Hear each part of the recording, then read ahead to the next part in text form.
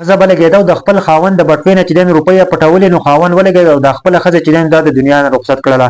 دا واقعه راغله په اسټرالیا کې چې ښځه او خاوند به چې دی یو ځای اوسېدلو او د دې خاوند چې دی د بټوې نه به روپۍ پټېدې، نو دی به د خپلې ښځې ته ویل چې زما د دې بټوې نه چې دی روپۍ پټېږي او دا خو دې تا نه دي راغستې. نو دې ښځې به ورته ویل که نه چې دا پیریان دي او پیریان چې دی د دې نه روپۍ وباسي او زه ترې نه یم خبر. دا خبره به ورته کوله. د خاوند ولګېد او تاڼې ته لاړ او په دې خپلې ښځې باندې چې دی کمپلین وکړو چې داسې زما د بټوې نه چې دی روپۍ پټوي. نو تاڼې والا ورته ویل که نه چې دا ستاسو ذاتي مسله ده او په دې کې زه هیڅ هم نشم ویلی. چې دی نو د خاوند وده شو د شپې، نو دا ښځه به لګېده او د خپل خاوند نه چې دی نو پیسې به راغېستلې وې بټوې نه او په مخه به یې پټولې. چې کله به د خاوند تپوس وکړو که نه چې زما د بټوې نه چې دی نو څوک روپۍ رااخلي او دا دې ته روپۍ رااخلي، او چې کله به دا خبره وکړه نو ښځې به اول جواب نه ورکاوه، او چې کله به جواب ورکاوه ویل دا پیریان دي او پیریان چې دی نو دې نه پیسې پټوي. چې کله به دا خبره وکړه او یو ځل چې دی نو خاوند ولیدله که نه چې دې دا ښځه چې دی د دې د بټوې نه روپۍ رااخلي، نو دا خاوند ولګېد او دې چې دی نو ولیدله چې دا په دغه ټیم کې چې دی نو پیسې رااخلي. نو دا خاوند پسې راپاڅېد په خپله ښځې پسې او دومره تشدد یې پرې وکړو که نه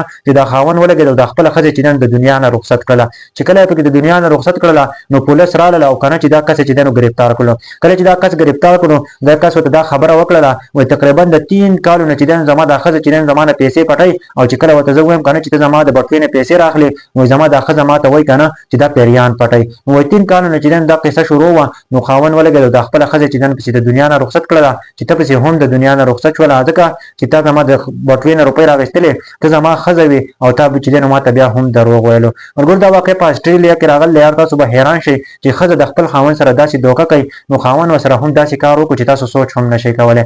هغه باندې دومره تشدد په خپلې ښځې وکړو چې هغه پسې هم د دنیا نه رخصت کړله. هغه په دې ویډیو باره کې تاسو څه وایي ښه کمنټ ضرور وکړئ. دا ویډیو د نورو ملګرو سره ضرور شیر کړئ، خاص کر چې دی نو غلا غلط کار دی، که دا د خاوند نه وي که دا د کور نه وي که دا د بل چا نه وي، غلا چې دی نو غلط کار دی. ګوره ملګرو تاسو سوچ وکړئ که نه غلا څومره غلط کار دی. د غلا په وجه باندې چې دی نو ښځه خاوند ولګېد د خپله ښځه د دنیا نه رخصت کړله، نو چې دې روپۍ راغېستلې خو په ښکاره راغېستلې نو دومره مسله به نه وې. که دا غلا وړوکې ده او که غټه غلا ده او که د کور نه ده او که بهره ده، په هر حالاتو کې غلا ده، نو ملګرو دا غلط کار دی. غلا چېرته هم په زندګۍ کې مه کوئ. د غلا انجام هم ولدو، د غلا کولو انجام هم ولدو چې خاوند خپله ښځه په کومه طریقه باندې ختمه کړله، د دنیا نه رخصت کړله. په دې باره کې څه وایي ښه کمنټ ضرور وکړئ.